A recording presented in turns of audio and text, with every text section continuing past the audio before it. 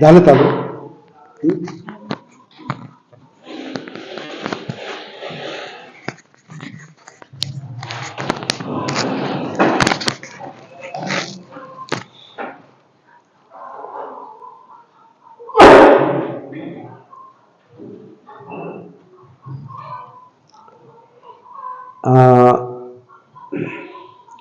आपले जे ऑनलाईन हे वर्कशॉप चालतात, हे जागृतीची कार्यशाळा ऑनलाईन पण चालते.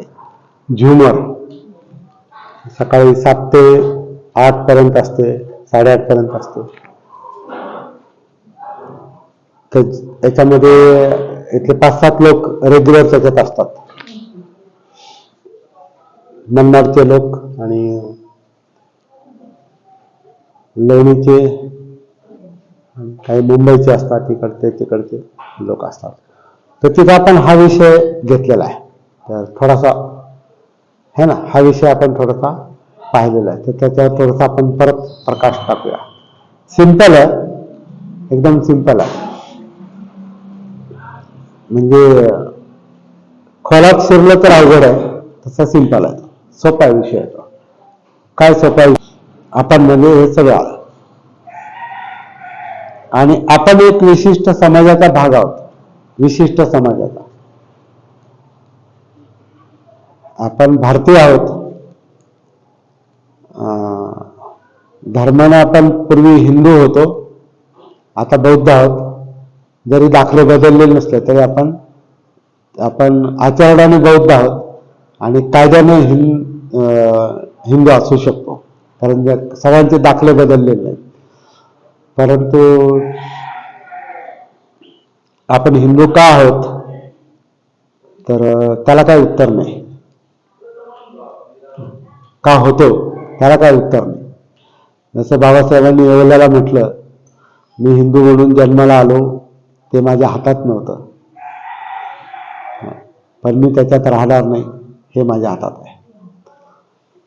आपण पण त्याच्यात का होतो, त्याला एकच उत्तर आहे की माझे आईवडील होते त्याच्यात.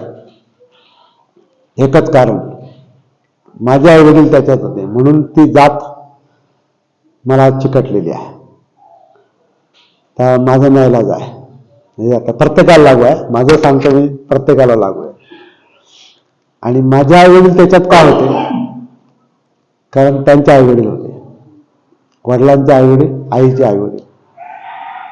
आता काही गोष्टी ज्या अपवाद म्हणून आहेत, इंटरकास्ट आपण ज्याला म्हणतो, ती गोष्ट वेगळी. पण सर्वसाधारणपणे असं चाललंय आपलं जीवन, हे असं चाललंय.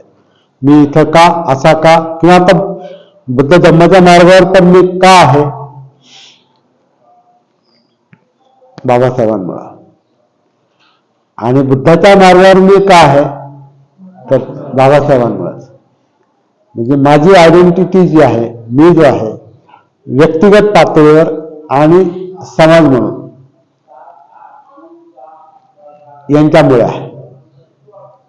आपल्या जीवनाची जी दिशा आहे ती बाबासाहेबांमुळे आहे. ते नसते तर आपण या मार्गावर नसतो. स्वतःहून काही लोक गेले असते तो भाग वेगळा नंतर, परंतु सामाजिक पातळीवर एवढं कोट्यावधी लोक ह्या मार्गावर जे आले ते बाबासाहेबांमुळे. त्याला दुसरं काही हे नाही, त्याला आव्हान, त्याला चॅलेंज नाही दुसरं. तेच आहे, ते सत्य आहे ना.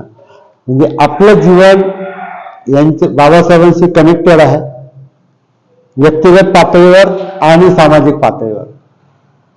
आपलं जीवन हे बाबासाहेबांशी कनेक्टेड आहे आणि बाबासाहेबांनी बुद्ध दाखवल्यामुळे बुद्धांशी कनेक्टेड आहे. आता बुद्ध आपल्याला अजून कितपत ते आपल्या जीवनात उतरले का, फक्त कर्मकांडापुरता उतरले, किंवा बौद्ध पद्धतीनं लग्न लागणं, नामकरण करणं, किंवा जलदान करणं, किंवा वर्ष पुण्यानुमोदन करणं, किंवा काय गृहप्रवेश आमकं. आपले जे बुद्ध आहेत अजून ते सामाजिक पातळीवर किंवा कर्मकांडाच्या पातळीवर आहे. अजून बुद्धाकडे आपण माझ्या दुःखमुक्तीला काही दिशा देणारे बुद्ध म्हणून असं काय आपण बरेच लोक पाहत नाहीत. माझ्या जीवनाचा जो प्रश्न आहे तो जसा बाबासाहेबांनी सामाजिक पातळीवर सोडवला आणि काही अंशी व्यक्तिगत पातळीवर पण,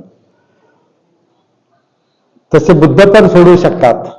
हे जसं बाबासाहेबांना वाटलं होतं तसं आपल्याला नाही अजून वाटत. ते आपण कबूल करायला पाहिजे. का तर आपल्याला बुद्धांबद्दलचं भान अजून आपल्याला तेवढं आलेलं नाही. आपल्याला फक्त बौद्ध पद्धतीनं विधी करणं, विधी संस्कार तेवढा पुरतच आहे. फार फार तर आपण अभ्यास पण करतो. बुद्धांचा धम्म आपण वाचला असेल किंवा बाबासाहेबांनी हा मार्ग दाखवल्यामुळे इतर बौद्ध ग्रंथ वाचले असतील. काही लोक ध्यान साधना पण करतात. विपස්සना किती लोकांनी केली? 1, 2, 3, 4, 5, 6. तुम्ही पण केली ना? त्रिवण नाही. म्हणजे विपස්සनाच काय विचारलं मी, कारण त्याचा जरा प्रभाव आहे. ध्यान म्हणून त्याचा प्रभाव आहे. जसं त्रैलोक्य बौद्ध महासंघ पण काम करतोय. त्याचं नाव बदललं आता, ज्याच्यात मी काही वर्ष काम केलं. तर त्याच्यात ध्यान साधना, अभ्यास ह्या गोष्टी होत्या. काही लोक ओशोंच्या मार्गावर आहेत. आता त्याच्यात आणखीन विस्तार होत चालला. काही थाई मेडिटेशन शिकतायत, काही तिबेटन बुद्धिझम शिकतायत आणि बौद्ध जग सगळं आपल्या जवळ आलेलं आहे. बौद्ध जग. काही चायनीज बुद्धिझम शिकतात, जपानीज बुद्धिझम शिकतात, जैन शिकतात. वेगवेगळ्या प्रकारचं जे काही ज्ञान आहे आणि ध्यान साधना आहे याच्याशी आपला संपर्क येत चाललेला आहे, वाढत चाललेला आहे.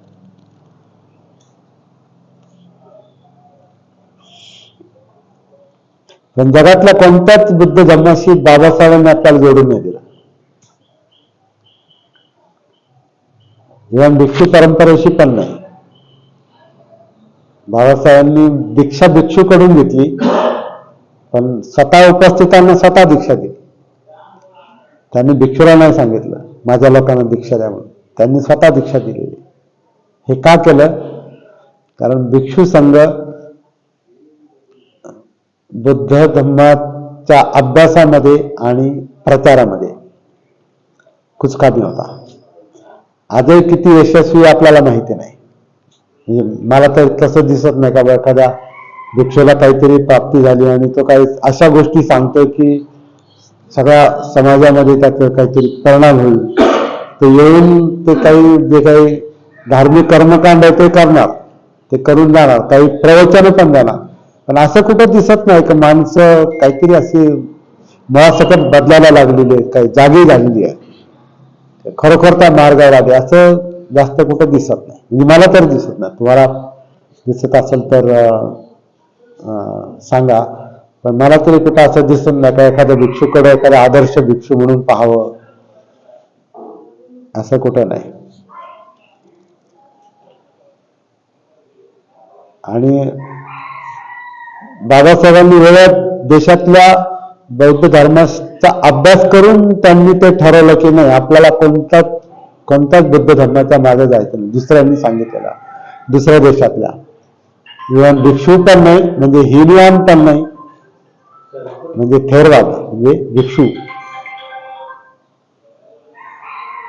थेरवादाच्या पण मागे जायचं नाही, महायानाच्या पण मागे जायचं नाही, जे चीन जपान इकडे तिकडे आहेत.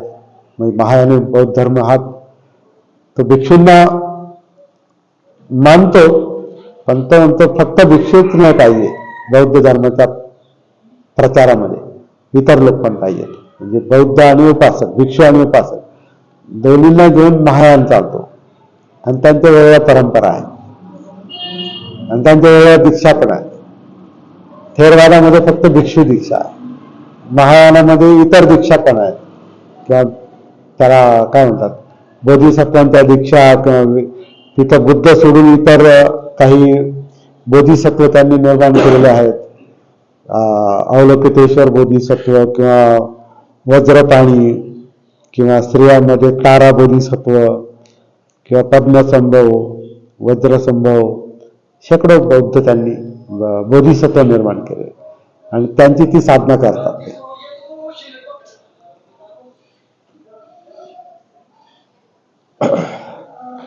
हे बाबासाहेबांना माहिती होतं. आणि अजून एक तंत्रयान एक पद्धती आहे, महायान वज्रयान व हिनयान महायान आणि तंत्रयान अशी एक पद्धती आहे की त्याच्यामध्ये गूढ जसे हिप्नोटिझमचे कसे प्रकार असतात, काही गूढ अशा काही तांत्रिक मांत्रिक कसे असतात तसे त्यांच्या काही पद्धती आहेत आणि ते बुद्ध धर्माच्या नावाखाली चालतात वज्रयानामध्ये तंत्रयानामध्ये वज्रयान तंत्रयान वगैरे. तर या मला थोडासा ह्या सगळ्याचा थोडा अभ्यास करण्याची आणि काही गोष्टी प्रॅक्टिकल पण करण्याची मला एक संधी मिळाली ती त्रैलोक्य बौद्ध महासंघामध्ये, जी बाबासाहेबांनी स्वीकारलेली होती.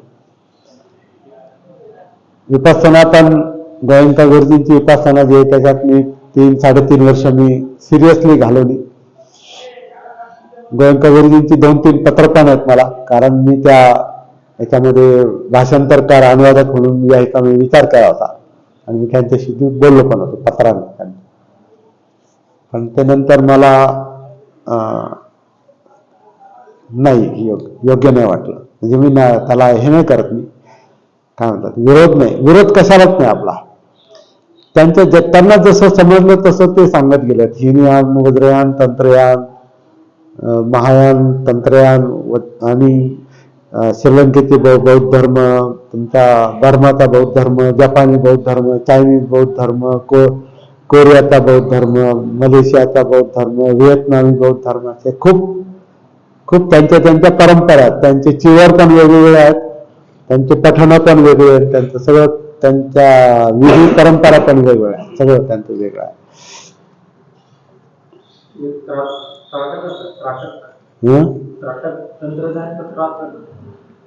पण हे कुठंच बाबासाहेबांनी बोट दाखवलं नाही ह्यांच्या पद्धतीने जाऊन. ते काय म्हणाले, आपल्याला आपली वाट निराळी आहे,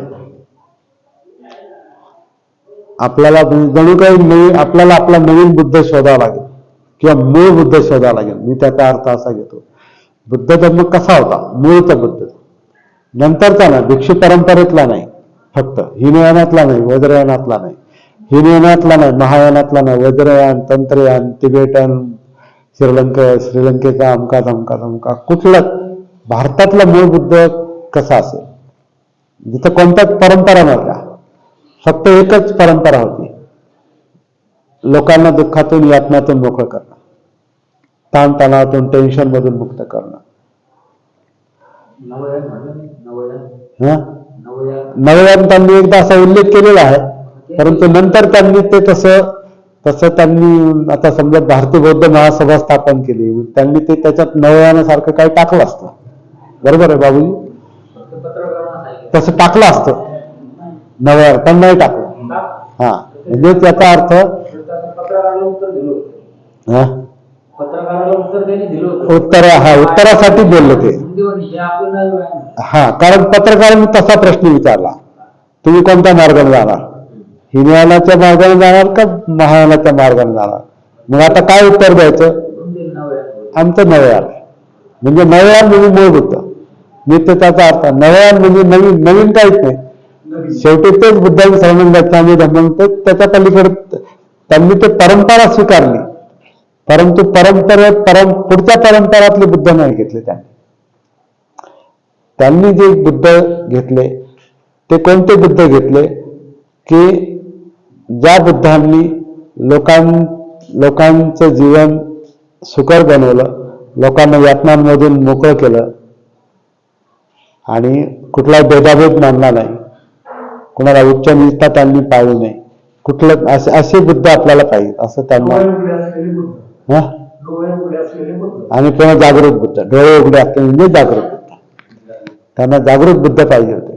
त्यांना डोळे बंद केलेले बुद्ध कसे असतील?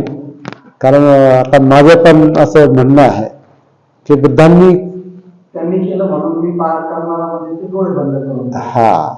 किंवा बुद्धांनी ध्यान साधना नाही केली असं माझं मत आहे. ध्यान साधना सिद्धार्थ गौतमांनी केली. सिद्धार्थ गौतमांनी त्या काळातले जे प्रचलित ध्यान गुरु होते त्यांच्याकडून त्यांनी ते शिकलेलं आहे. आणि त्याच्यात 2 नावं प्रकर्षाने पुढे आहेत, ते म्हणजे आलार काला आणि दक्रामपुत्र. त्यांचा उल्लेख आपल्याला बुद्ध आणि त्यांच्या धर्मामध्ये पण पाहायला मिळतो. तर त्यांचे सिद्धार्थ गौतमांचे ते शेवटचे गुरु. त्याच्यानंतर मग त्यांनी तपश्चर्या केली, टोकाची तपश्चर्या, त्रास देणारी आत्मक्लेशाची तपश्चर्या. आणि ती एवढी तपश्चर्या केली की ते अशा टोकाला गेले की रोज एकच दाणा खायचा, कसा तिळाचा दाणा किंवा काही गव्हाचा दाणा. इतकं टोकाला ते गेले की पूर्ण अन्न वर्ज. आणि मग ते त्या दुःखमुक्तीसाठी दुःख दिलं, स्वतःला दुःखमुक्त होण्यासाठी दुःख दिलं. आणि त्याच्यातून त्यांच्या लक्षात आलं का हा मार्ग योग्य नाही. त्याच्यात ध्यान साधना ती होतीच. 2 टोकं जी असतात माणसाच्या जगण्याची, जसं बुद्धांनी सांगितलेलं आहे. 2 टोकं कोणती असतात? एक टोक असतं खाओ पिओ मजा करो, ऐश करो. जीवन एकदाच मिळतं, खाऊन घ्या, पिऊन घ्या, आराम करा, मनोरंजन करा, मजा करा, खा प्या मजा करा, असं त्यांनी शब्दप्रयोग केला ना. ही एक जीवन पद्धती असते. आणि याच्यात खूप लोक आहेत, आपण पण काही अंशी आहोत.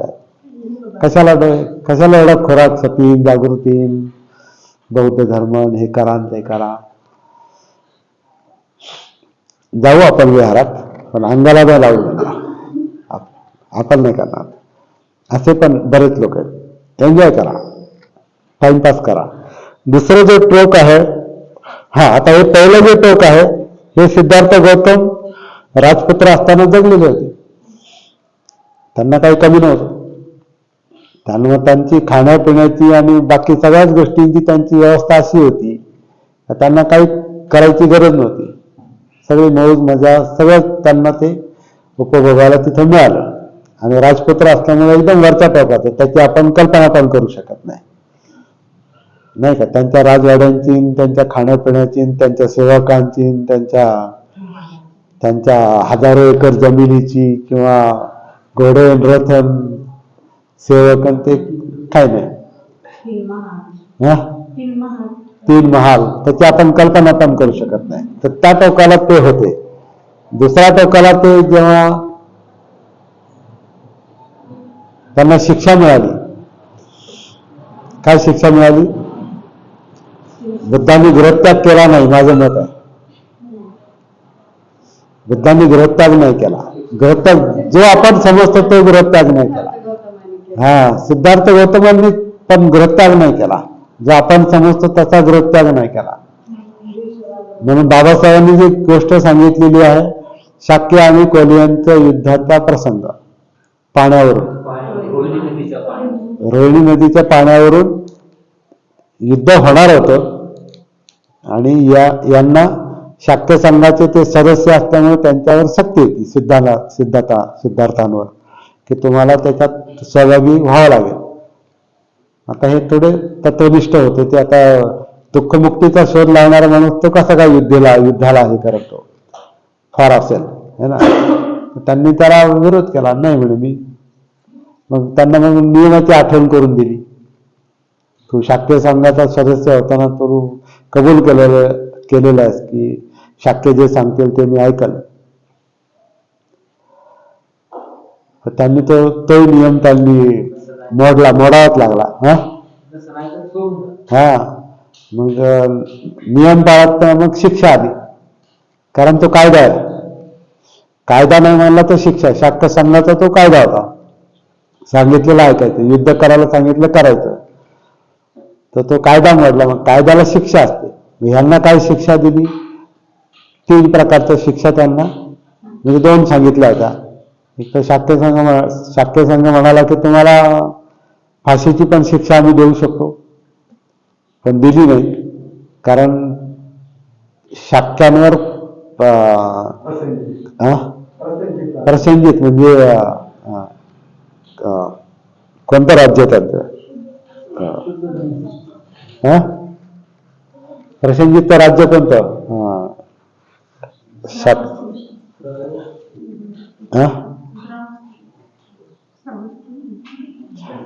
प्रसेनजितचं राज्य कोणतं, त्यांचं नाव शाक्य, कोलीय आणि कौशल. तर ते कौशलाधिपती म्हणजे प्रसेनजित, म्हणजे कौशलाधिपतीचं म्हणजे प्रसेनजितचं शाक्य आणि कोलियांवर वर्चस्व होतं. म्हणजे हे दोघं पण त्याच्या संमतीशिवाय काही करू शकणार नव्हते. म्हणजे ते उपराज्य होतं बहुतेक ते नंतर. तर त्याच्या भीतीने, त्या प्रसेनजितच्या भीतीने ह्यांना फाशीची शिक्षा नाही सुनावली त्यांनी, कारण ते विरोध करतील म्हणून.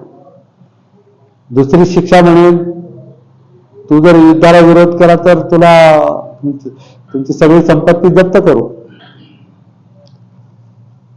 म्हणे माझ्या चुकीसाठी माझ्या आईवडिलांना का शिक्षा देता. मग तिसरा पर्याय बुद्धांनी स्वतः म्हणजे सिद्धार्थ गौतमांनी स्वतः सुचवलेला आहे. मी हे घर सोडून, हे राज्य सोडून जातो. घर नाही म्हटले, मी हे राज्य सोडून जातो. त्याला प्रसेनजित राजा काय म्हणणार नाही आणि माझ्या आईवडिलांना पण त्रास होणार नाही. पण मी यशोधरा आणि राहुलला घेऊन जाऊ शकत नाही, कारण मग गृहत्याग केल्यावर मग पुढे काय है ना. म्हणजे ते परागंदा जीवन होतं ते घराच्या बाहेरचं. अशा रीतीने तो गृहत्याग झालेला आहे. पण आपल्याला जे सांगितलं की रात्री ती झोपेत होती, बाळ झोपेत होतं, मग म्हणून ते घर सोडून गेले, न सांगता गेले, ह्या सगळ्या गोष्टीवर बाबासाहेबांनी फुली मारलेली आहे, नाही मान्य केलं. याचा अर्थ सिद्धार्थ गौतमांनी गृहत्याग आपल्याला जसा माहिती तसा केलाच नाही. तो गृहत्याग झाला, राज्यत्याग केल्यामुळे तो गृहत्याग घडून आला. पण आपल्या समोर माहिती अशी आली का ते त्यांनी गृहत्याग केला. म्हणजे पळून गेले. थोडक्यात पळून गेले असं सांगितलेलं आहे.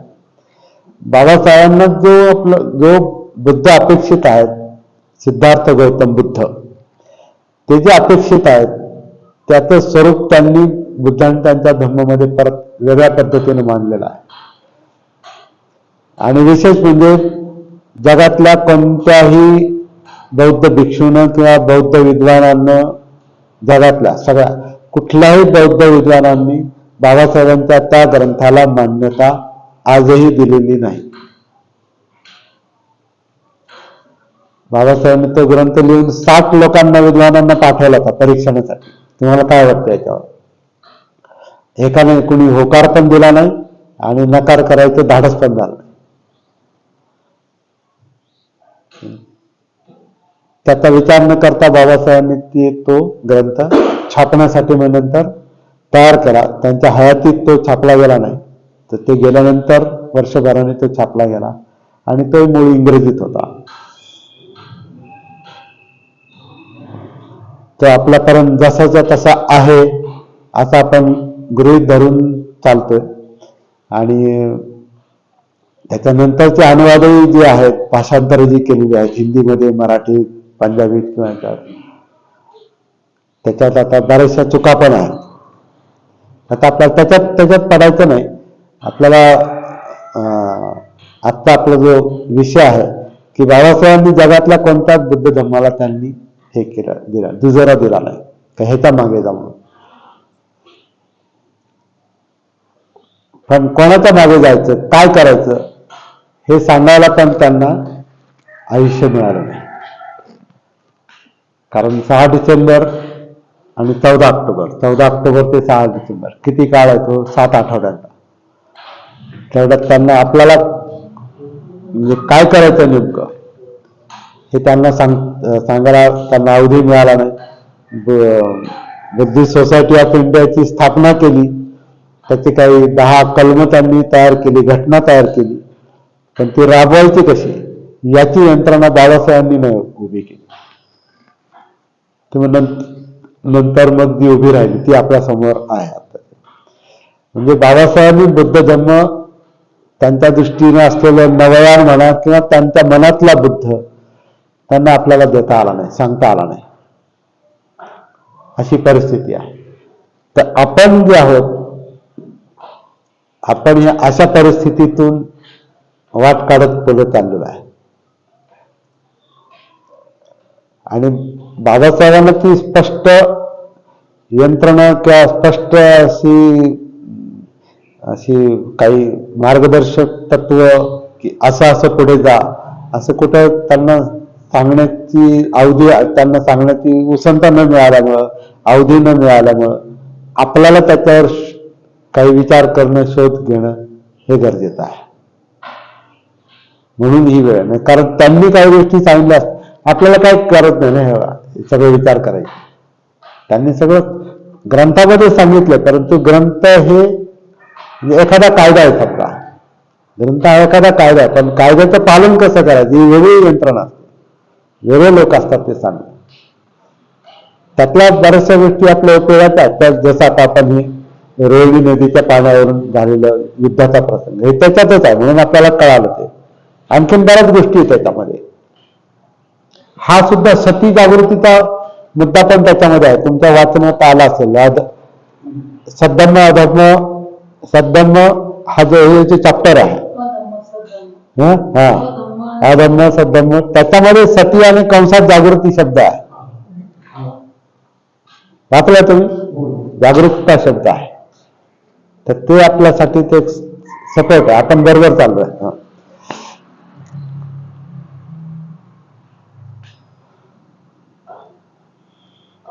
मग आपण आता जे शोधण्याची गरज आहे,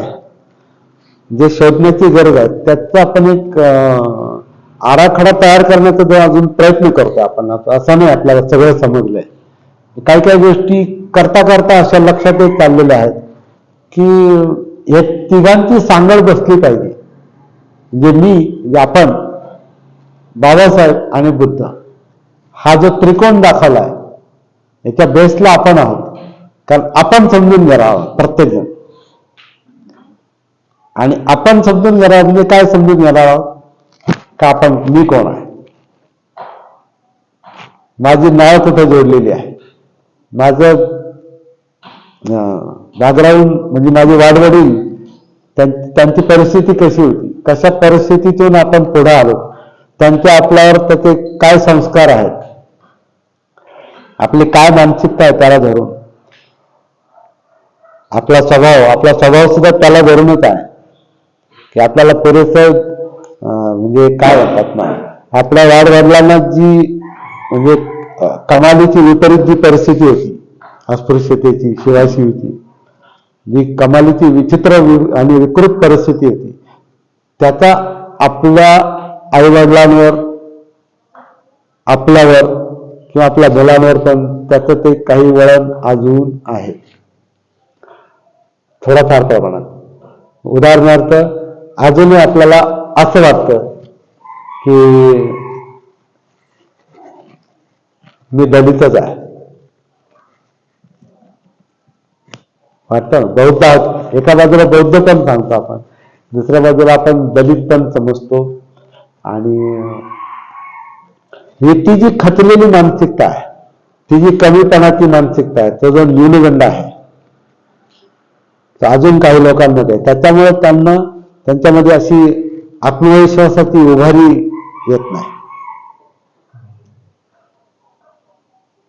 उभं राहण्यामध्ये ती फार मोठी अडचण आहे. मी स्वतःला म्हणजे मनाला मी कमी समजतो आणि मला मोठं व्हायचं स्वप्न पाहतो, आणि इकडं म्हणजे दोन ओढाताण आहे ना, ती फार मोठी ओढाताण आहे. हे आपल्याला कधी कधी लक्षात येत नाही की आपण जसं वाटतं पुष्कळ काय काय काय काय करावं, असं करावं तसं करावं, किंवा आपली सत्ता असावी, किंवा आपल्याकडे असं असावं, आपल्याकडे तसं असावं.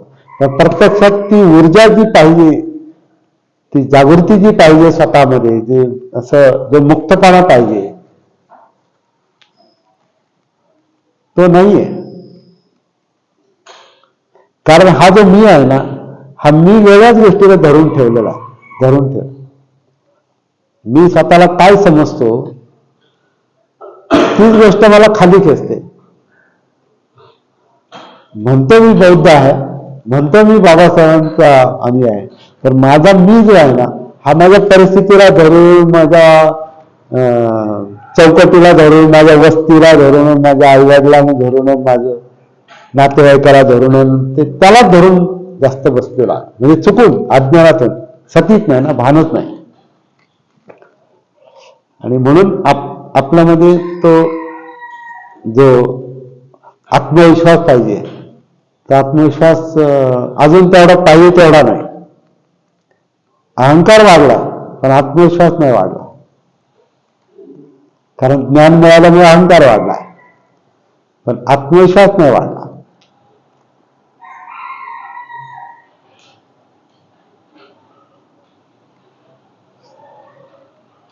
त्याचा हा मी काय आहे हा ज्याचा त्याचा प्रश्न आहे. आणि आपण ज्या समाजाचा भाग आहोत तो समाज काय आहे, कोण होता, काय आहे, याचा सगळं आपल्या जीवनावर सगळ्यात त्याचा असा परिणाम झालेला आहे. आणि आपल्या पुढच्या पिढ्यांवर पण तो होत राहणार आहे जर आपण याच्यात काही बदल करू शकलो नाही तर. आता आपण खाऊन पिऊन सुखी आहेत आपण, म्हणजे पण असं पुढे चाललो असं वाटतं का मनात? पुढे चाललोत आपण, मी मध्ये बदल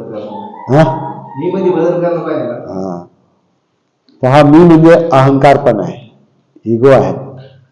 मला सगळं समजतं नसतंय, समजत वाटतं मला सगळं समजतं, माहिती आहे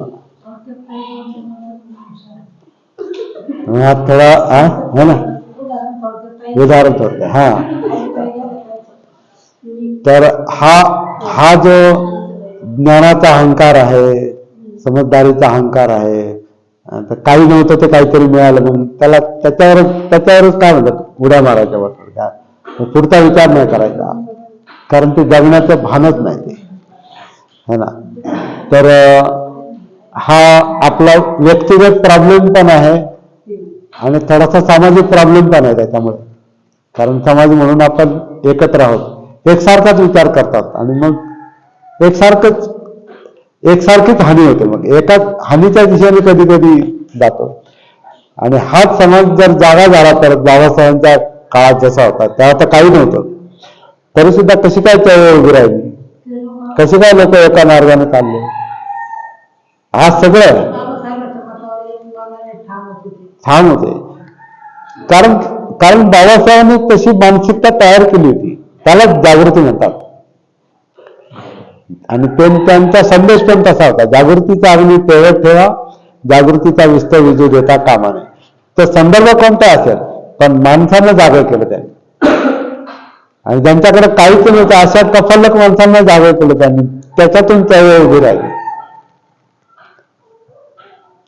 आणि आज आपल्याकडे सगळं आहे, काही अन्न वस्त्र निवारा घरदार काही कमी नाही, पण तो कमी नाही ना होतो. मी जो आहे ना तो मी, आणि तो मी जो आहे ना तो मीपणा अहंकार जो आहे ना हा मुद्दाम आपण आणतो असं नाही, मुद्दाम नाही असं थोडं तर मी माझ्यातला अहंकार मी निर्माण करतो.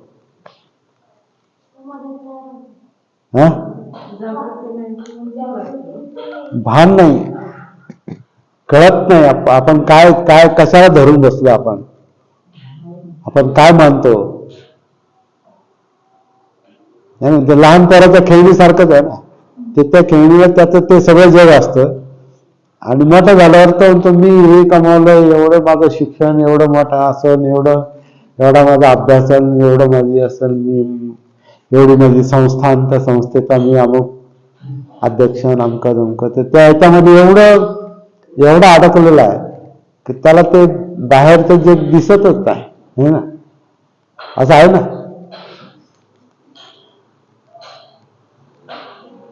तर त्यातल्या काही गोष्टी चांगल्या आहेत, म्हणजे जबाबदारी म्हणून काही गोष्टी करणं ही चांगली गोष्ट आहे, परंतु त्याच्या पलीकडचं जगच नाही असं जर म्हटलं तर मग आपण नवीन काही शिकणार नाही तेवढंच. तर आता हा एक फार मोठा विषय आहे. त्याला बुद्धांनी याला सत्ता दृष्टी असा शब्द वापरला आहे. मी जो आहे तो आहे असा आहे आणि याच्या पुढे मला जायचं नाही. मला हे असं कळतं आणि ते फायनल आहे, ते शेवटचं आहे आणि मला कोणी शिकवायचं नाही आणि मी कोणाचं ऐकणार नाही आणि परिस्थिती अशी मला काही कळत नाही आणि मी कोणाचं ऐकणार नाही. त्याच्यामुळे तो मी जो आहे तो अविद्या आहे. अविद्या, अज्ञान. आणि ते अज्ञान म्हणजे भान नसलेली अवस्था आहे, जागृती नसलेली अवस्था आहे. तर बाबासाहेबांनी त्या अज्ञानातून बाहेर काढलं. बुद्धांनी तर पुरं बाहेर काढलं, पुरतं बाहेर काढलं म्हणजे त्यांनी शेवटी ते राजपुत्र राहिले नाहीत. ते बघा एवढं मोठं त्यांचं अस्तित्व होतं, जेवढी त्यांची पत होती, त्यांची क्रेडिट काय. राजपुत्र म्हणजे कोण?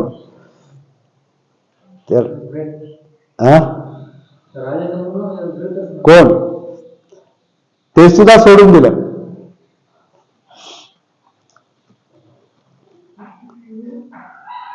आणि बुद्ध धर्माच्या प्रचारासाठी मी हातात भिक्षापात्र घेईन असं एक प्रकांड पंडित बोलतो.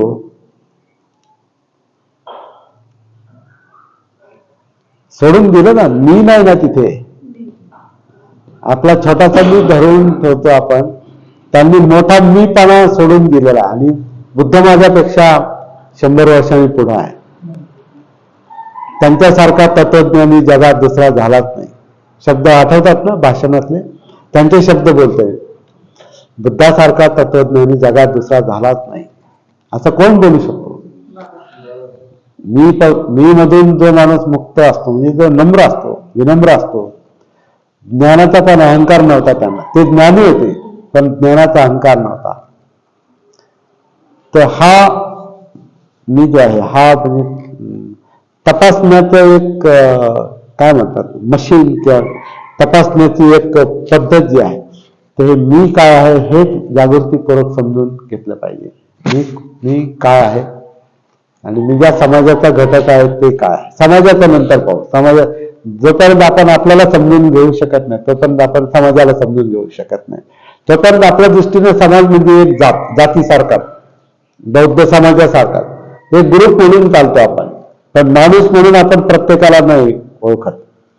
प्रत्येकाचं जीवन कसं चाललंय, त्याच्यावर काय संस्कार, त्याचं वळण काय, त्याची विचार प्रक्रिया काय, हे आपण प्रत्येकाला भेटून असं समजून नाही येत. आपण एकत्र बसतो पण एकमेकांना ओळखत नाही जणू काय. ते वेगळं, त्यांचं ते व्यक्तिगत आहे. समाज म्हणून आपण एकच आहोत पण कोणाचं सुखदुःख आपल्याला माहिती नाही. त्याच्यात आपण शिरत नाही का? तर आपलं सुखदुःख आपल्याला कळत नाही. आपलंच आपल्याला भान नाही, आपलंच आपल्याला कळत नाही. त्यामुळे दुसऱ्याचं काय करणार आणि समाजाचं काय करणार.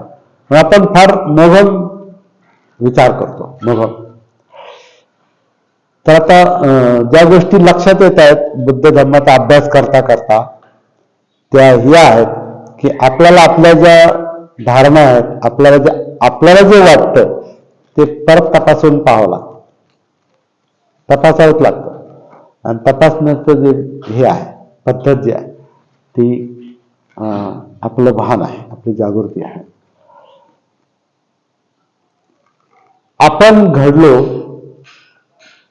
आपला मीपणा आपला कमी झाला. आपण जर घडलो, आपला समाज घडला, तर मग बाबासाहेबांनी सांगितलेलं काम पुढे जाऊ शकतंय. नाहीतर मी मला धरून बसताना तिथेच आपण पायाशी हे करणं. हा पायाच आहे ना, हा पाया जो आहे तर तिथेच आपण एरझाऱ्या मारणार. म्हणजे उत्कर्ष, उद्धार जे बाबासाहेब शब्द वापरायचे, ते उद्धार जे आहे, तर उद्धार कसा होणार, तर हा बेस बदलला पाहिजे. हा बेस बदलला पाहिजे. जसं आपण आहोत, आपला समाज आहे, तर त्याला त्याला तो जागा कसा होईल हाच एक मोठा प्रश्न आहे. आणि त्याच्यासाठी फार लांब जाण्याची गरज नाही, कारण बुद्धांनी अशा काही गोष्टी प्रॅक्टिकली देऊन ठेवलेल्या आहेत. जसं बाबासाहेबांनी सामाजिक पातळीवरची गोष्ट जास्त केली आहे. समाज है ना, व्यक्ती तर आहेच पण समाज, त्यांच्या मनात व्यक्ती पण होता. व्यक्ती ही पण व्यक्तिगत अस्तित्व हा पण त्यांच्या मनातला एक केंद्रबिंदू असला पाहिजे. म्हणून मुक्तिकोन पथे धर्मांतर का हे जे भाषण आहे त्याच्यामध्ये ते म्हणतात की व्यक्ती हा समाजाचा भाग जरी असला, व्यक्ती हा समाजाचा भाग जरी असला तरी समुद्रात जसा पाण्याचा थेंब विरघळून जातो तसा व्यक्ती हा समाजामध्ये विरघळत जात असा नाही. व्यक्ती हा स्वतंत्र आहे, त्याचं जीवन स्वतंत्र आहे, त्याचे विचार स्वतंत्र आहेत. कारण प्रत्येकाची परिस्थिती वेगवेगळी असते है ना. आपले आई वडील वेगळे असतात, आपण ज्या परिस्थितीत राहतो ती परिस्थिती वेगळी असते है ना. संस्कार वेगळे असतात, नातेवाईक वेगळे असतात, आपलं शिक्षण वेगळं असतं, आपल्या प्रत्येकाचं जीवन जगण्याची पद्धत वेगळी असते, नोकऱ्या वेगळ्या असतात, आपले ज्या इतर गटांमध्ये आपण मिसळतो ते वेगळे असतात. प्रत्येकाचं वेगळं आहे, प्रत्येकाचं जग वेगळं आहे. म्हणून व्यक्ती म्हणजे समाजात असं चिकटलेला पाण्यात सागरात जसा तो थेंब विरघळून जातो तसं व्यक्तीचं नाही, असं बाबासाहेब त्या याच्यात म्हणतात. व्यक्ती आणि समाजाचा काय संबंध आहे. तर व्यक्ती जोपर्यंत घडत नाही, एक एक व्यक्ती, तोपर्यंत समाज बदलत नाही, असं ते म्हणण्याचा त्यांचा अर्थ आहे. तर याच्यात परिवर्तन जर घडून आणायचं असेल तर आपल्याला बाबासाहेबांनी ज्या बुद्धाकडं बोट दाखवलेला आहे आणि मूळ बुद्धानं काय सांगितलेलं आहे त्याची आपल्याला एक थोडंसं पाहणी करण्याची आणि अनुभव घेण्याची गरज आहे असं वाटतं. तर प्रॅक्टिकली आपल्याला काय करता येईल याचा थोडासा जो माझ्या मनात एक आराखडा आहे तो मी तुमच्या समोर काही अंशी मांडलेला आहे, काही अंशी आपल्याला त्याचा विचार करायचा आहे. हा आजचा जो अभ्यास आहे हा इथं संपणार आहे असा नाही, हे फक्त एक परिचय आहे, हा एक परिचय आहे फक्त. तर एक मिनिट थोडं,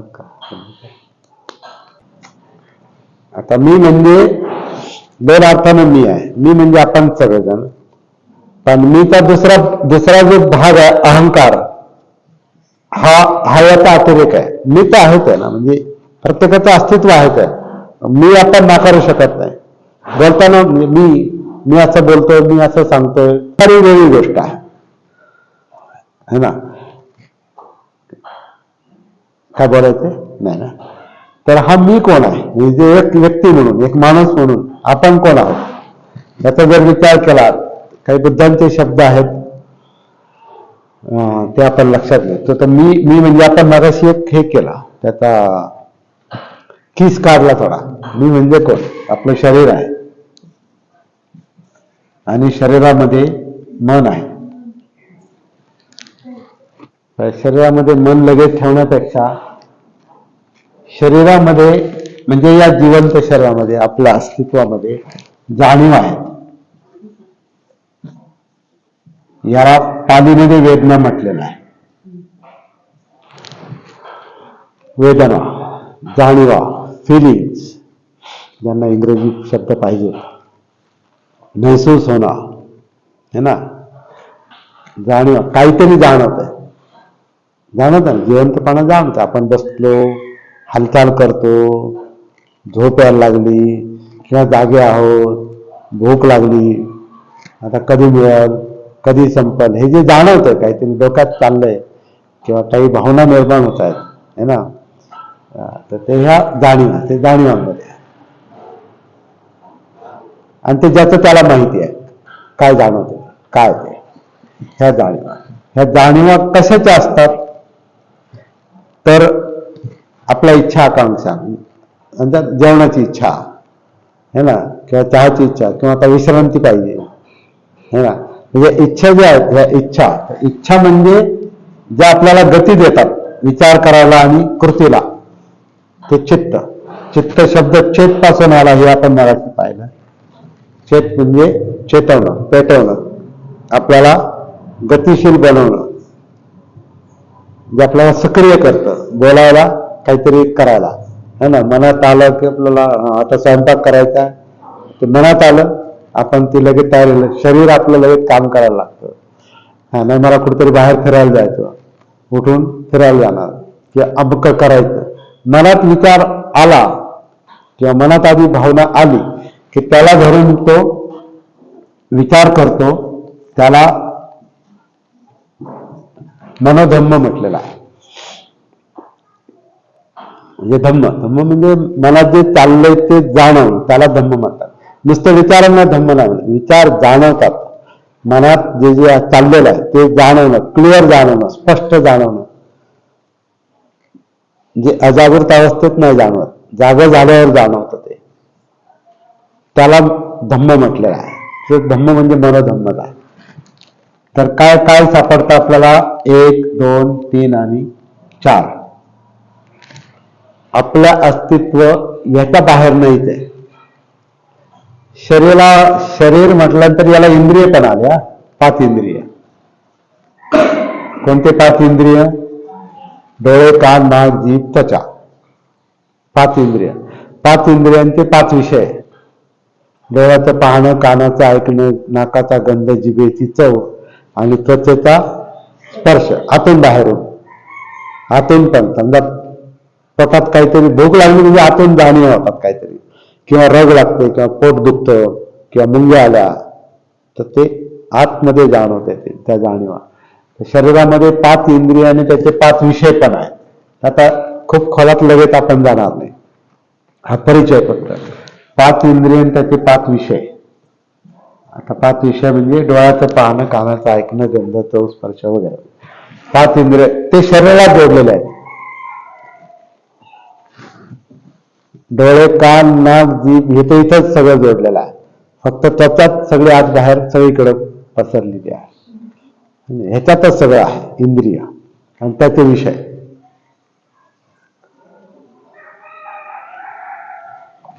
याच्यामध्ये अजून एक इंद्रियच आहे ते असं बुद्धांचं म्हणणं आहे. ते म्हणजे मन आहे. मनो म्हणजे मेंदू, आपला थोडक्यात मेंदू.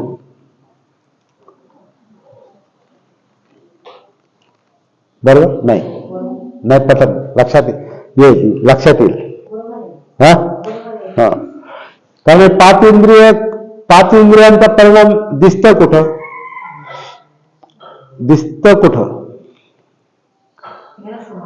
डोळ्यांना दिसतं का मेंदूला दिसतं? डोळे पाहतात, दिसतं मेंदूला. शब्द मेंदू तयार करतो.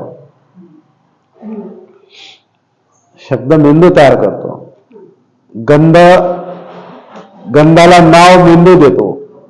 कानाला जे ऐकू येतं त्याला शब्द मेंदू तयार करतो, है ना. तर डोळे, कान, नाक, जीभ, त्वचा हे जे जे काही जाणवतं, मच्छर चावला तर तो मच्छर चावला, है ना. मग ते सगळे ते काय करायचं ते करतो मग तो, है ना. तो सांग. तर मेंदू हा, याला 6वं इंद्रिय म्हटलेलं आहे.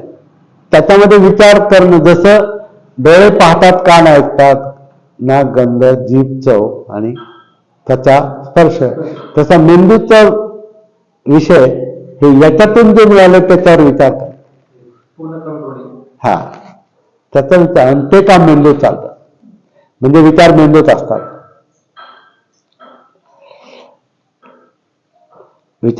असतात. चालतात. आणि ते विचार इंद्रियांच्या विषयांना धरून चालतात. पण त्याच्यात अजून एक गोष्ट आहे, ती अशी, जे इंद्रिय समजा डोळे पाहतात तर हे मला पाहिजे, हे मला पाहिजे किंवा हे नको. तिकडून आवाज येतो, तो अडथळा, तो नको. शांतता पाहिजे, आवाज नको, पाहिजे नको. तर हे पाहिजे नको जे आहे, ही जी ओढाताण चाललेली आहे, आता याच्यात शेकडो हजारो लाखो विषय आहेत. ज्याने त्यानं बघायचं आपल्याला काय काय पाहिजे आणि काय काय नको. यादी करायला बसलं तर आतापर्यंत किती, समजा आता माझं 72 वय, आता 71 वय पूर्ण होईल. 71 वर्षात मी लहानपणापासून मला काय काय पाहिजे आणि काय काय नको ती यादी करायला गेलो तर ते कितीतरी अगदी बारीक सारी गोष्टी. एवढं सगळं त्याच्यात आहे पाहिजे नको मध्ये. तर हे जे पाहिजे नको, जे जास्त पाहिजे जास्त पाहिजे जास्त, त्याला आपण लोभ म्हणतो. आणि जे नको नको नको त्याचा राग येतो आपला. आवाज ते जर सहन नाही झाला त्याचा राग येतो आपल्याला. इथं काय चाललं आणि तिकडे आवाज करतायत. समजा कोणी एकदम दिलं रेकॉर्ड लावून, काहीतरी स्पीकर लावला, आपल्याला कसं वाटणार, पूर्ण विचलित होणार आपण. जर समजा आता बोलताच नाही आला आपल्याला तर आपल्याला त्यांचा राग येणार, म्हणजे मनाला राग येणार. तर हे जे चाललेलं आहे ते आपल्या विचारांना डिस्टर्ब करतं. विचारांना डिस्टर्ब करतं म्हणजे विचारांना डिस्टर्ब करणारं हे चित्त आहे. चित्तामध्ये पाहिजे नकोचा संघर्ष चित्त पेटवतंय, ते पेटवतंय. लोभ आणि द्वेष पेटवतो. त्याला तृष्ण असं म्हटलेलं आहे. ते तृष्ण मनाला डिस्टर्ब करते. म्हणजे आपला आहे ना, म्हणजे इच्छा आकांक्षामुळे आपला मेंदूवर ताण येतो ना. मनासारखं जर नाही झालं तर आपला मेंदूवर ताण येतो, डोक्यावर ताण येतो, डोकं दुखतं, झोपमोड होते, है ना, चिंता निर्माण होतात, अस्वस्थता येते.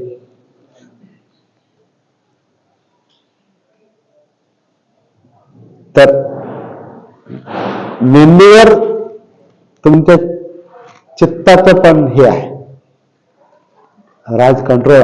कंट्रोल आहे. चित्ताचं राज्य आहे.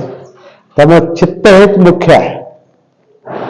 चित्त म्हणजे चित्त तसं विचार आणि भावना वेगळ्या नाही, ते मनाचे 2 भाग आहेत असं पण म्हणता येईल. आता कसं आहे, तो जो विषय डोक्यानं समजणार नाही तो डोक्यानं बघायचाच नाही, तो अनुभवानं बघायचा, जाणीव त्याच्यात उतरून बघायचा. तर ते कसं उतरायचं, हा पुढचा जो भाग आहे तो प्रॅक्टिकल शिबिर.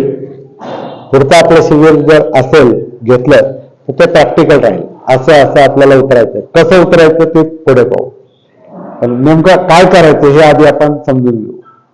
पण आपल्याला मी समजावून घ्यायचं आहे.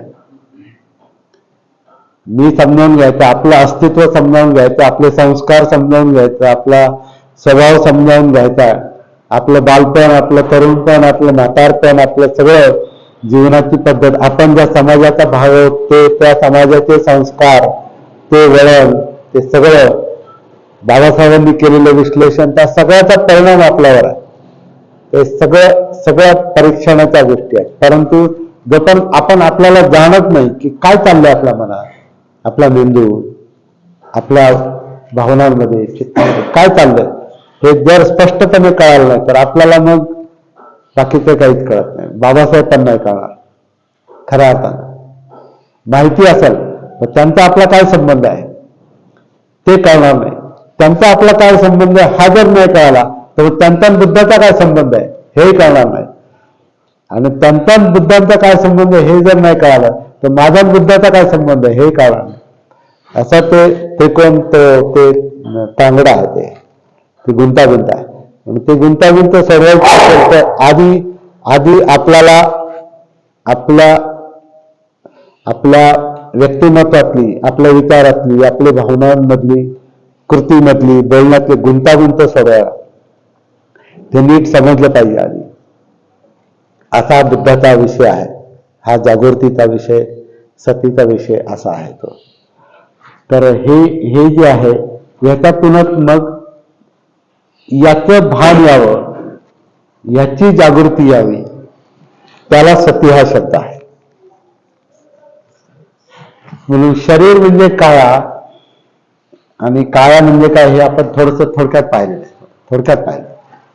शरीर म्हणजे काया, कायेची सती, कायेचं भान कायाची जागृती म्हणजे कायानुसती, कायाची सती, काया अनुसती म्हणजे कायेत जे जे आहेत त्याच्या सह जागृती, त्याची जागृती, त्याला कायानुसती म्हटलेलं आहे. कायेमध्ये जाणीव आहेत, वेदना आहेत, म्हणून वेदनानुसती. आपल्यात काय जाणवतं, काय फील होतं. मुख्यतः दोन गोष्टी फील होतात, एक तर सुख नाही तर दुःख. जे जाणवतं त्याच्या दोनच गोष्टी मुख्य असतात, एक तर सुख असतं नाही तर दुःख असतं. तिसरी एक जाणीव आहे ती मूर्छित असते, म्हणजे ती जणू काही झोपेत असते, अजागृत असते, की त्याच्यात काही जाणवत नाही, नेमकं काय कळत नाही. काय झालं आपण म्हणतो ना, काय झालं मला काही कळत नाही, मला तेव्हा काय झालं तर काही कळत नाही, मी असं का बोललो मला कळत नाही, का बोललो मला कळत नाही. मी तेव्हा भानावर नव्हतो, तेव्हा भानावर नव्हतो. आणि आपल्याला आनंद झाला एखाद्या गोष्टीचा, कशामुळे आनंद झाला तेही कळत नाही. आनंद झाला पण का, तर ती मूर्छित अवस्था आहे. त्यामुळे ते सुख पण नीट कळत नाही, दुःख पण नीट कळत नाही. मला राग का येतो, राग आला, मी विचलित झालं, माझं मन विचलित झालं, डिस्टर्ब झालं. काय झालं नेमकं, समजा कोणीतरी बाहेर डिस्टर्ब केलं आणि मला इथला राग आला, तिकडे समजा मोठा आवाज लावला आणि आपल्याला इथं डिस्टर्ब केलं त्याने आणि मला त्याचा राग आला किंवा तुम्हाला राग आला. नेमकं काय झालं बरं, घटना तिकडे घडली आणि आपण डिस्टर्ब झालो. काय घडलं, का बरं विचलित झालो माहित नाही.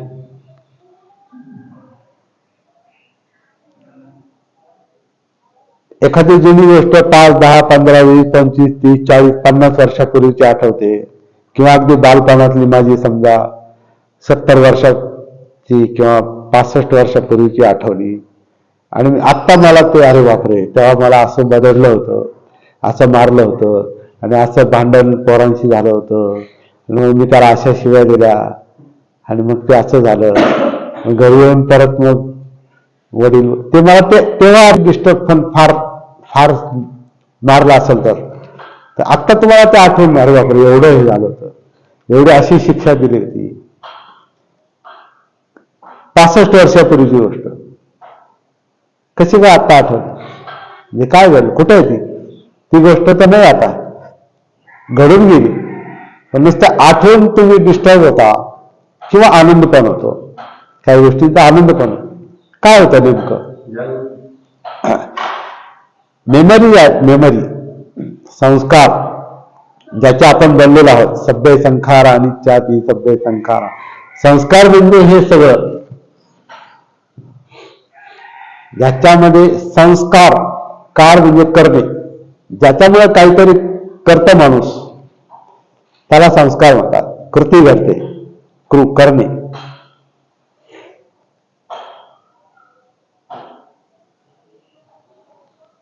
तर जेव्हा आपण उतरतो आपल्यामध्ये कायानुसती, वेदनानुसती, जाणीवा, सुख दुःख आणि दुसऱ्याचा, आपण तो एक विचार करत होतो. काही जाणीवा अशा आहेत का स्पष्ट जाणवत नाही, तर त्याच्यात काहीतरी आहे. तर मुख्य जाणीवा दोन प्रकारच्या असतात, एक तर सुख नाही तर दुःख. ज्या स्पष्ट जाणवतात, कारण दुःखाने विचलित होतो, सुखाने हुरळून जातो, है ना, तर ते स्पष्ट जाणवतं. म्हणून ह्या सुख दुःखाच्या जाणीवा स्पष्ट जाणवतात, त्याला सुख वेदना, दुःख वेदना असं म्हटलेलं आहे. पण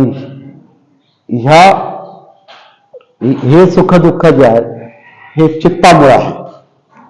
चित्त म्हणजे हे पाहिजे ते नको, हे असं पाहिजे तसं नको, इतकं पाहिजे नको नको, पाहिजे पाहिजे पाहिजे, खूप पाहिजे, नको नको नको, हे पाहिजे नकोचं जे संघर्ष आहे ते चित्त जे पेटत, त्याच्यामुळे विचार प्रक्रिया, जाणीवा ह्या डिस्टर्ब होतात. इकडे विचार डिस्टर्ब होतात आणि ते आपल्याला जाणवतात. असं ते हे म्हणायला वेगवेगळं आहे, पण हे एकच आहे. हे सगळं एकच आहे. समजा हे विहार आहे, विहाराची म्हणायला ही भिंत वेगळी आहे, ती वेगळी आहे, ती वेगळी आहे, हे वेगळं आहे, छत वेगळं आहे, हे वेगळं. म्हणायला हे वेगवेगळं आहे, परंतु हे सगळं एकाच विहाराचे हे भाग आहे. हे सगळं मिळून ही बिल्डिंग आहे किंवा हे विहार आहे.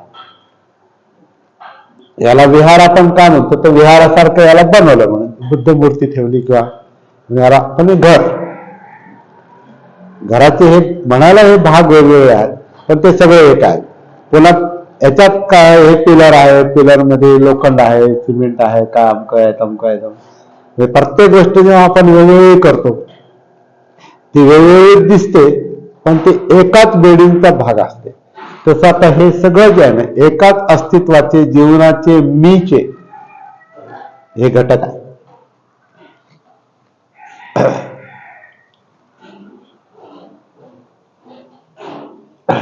मुख्य म्हणजे हे सगळं शरीरात आहे, म्हणून आधी शरीरामध्ये उतरावं लागतं, म्हणजे सती त्याचं भान यावं लागतं, जागृती यावं लागतं. तर ती कशी येऊ शकते, बुद्धांनी सांगितलेलं एक सोपं तंत्र असं आहे की आपला जो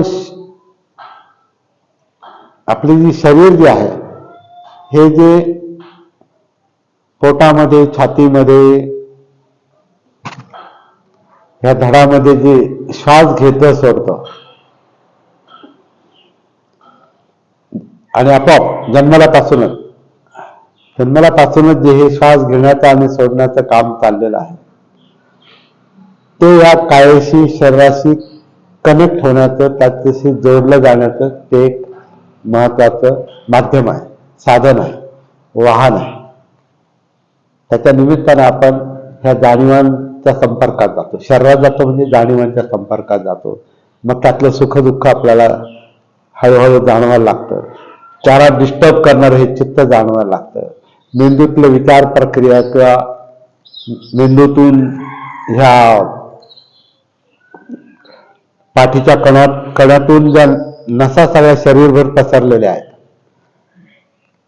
है ना. समजा पायाला गार लागलं तर ते मेंदू म्हणतो नाही खाली काहीतरी पाहिजे, किंवा गार लागलं हे जाणवतं, लगेच आपण त्याच्यावर कृती करतो. म्हणजे हे सगळं जे कनेक्शन आहे पूर्ण मेंदूपासून सगळ्या शरीरभर असलेलं, हे सगळं ह्या चित्ताचा आणि विचारांचा भाग आहे आणि जाणीवांचा. खरं म्हणजे ह्या दोनच गोष्टी आहेत. हे शरीर आहे आणि सगळं मिळून जे आहे हे मन आहे.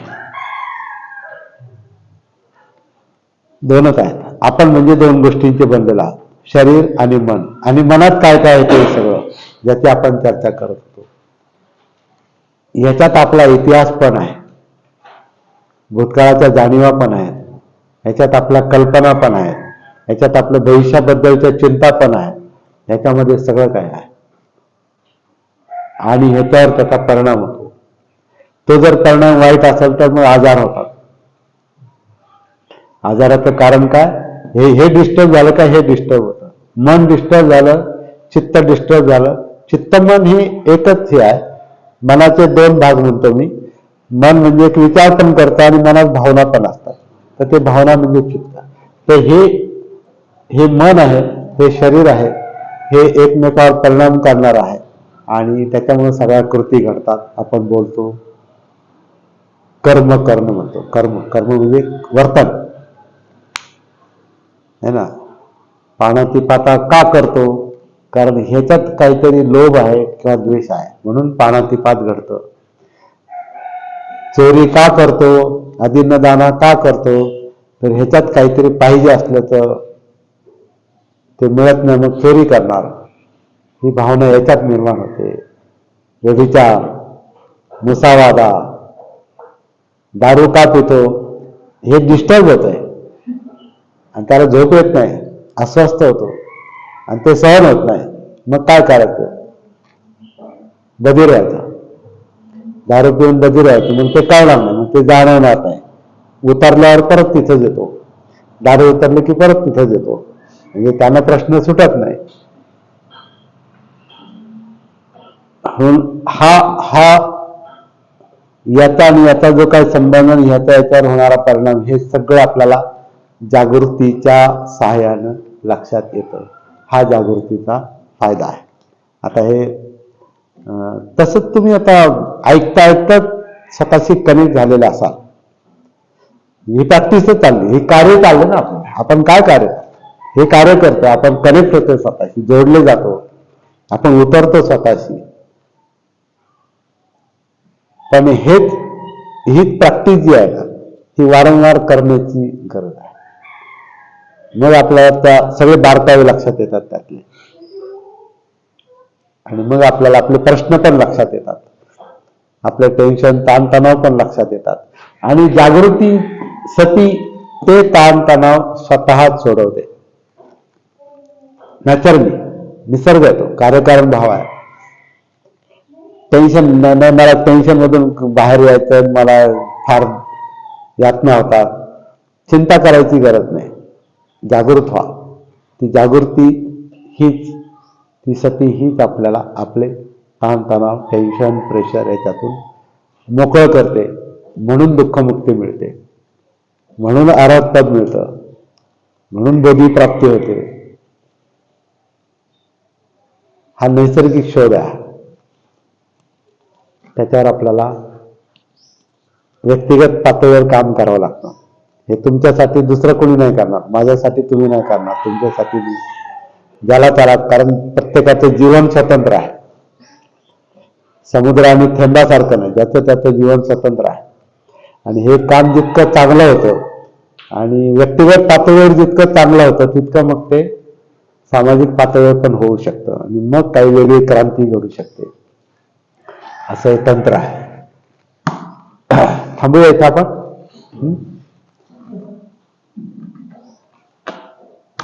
End point. हा, काय परत एकदा त्याच्यात असंच येतं की दुसरं एकदा की बाहेर निघायची इच्छा नाही. चालू आहे.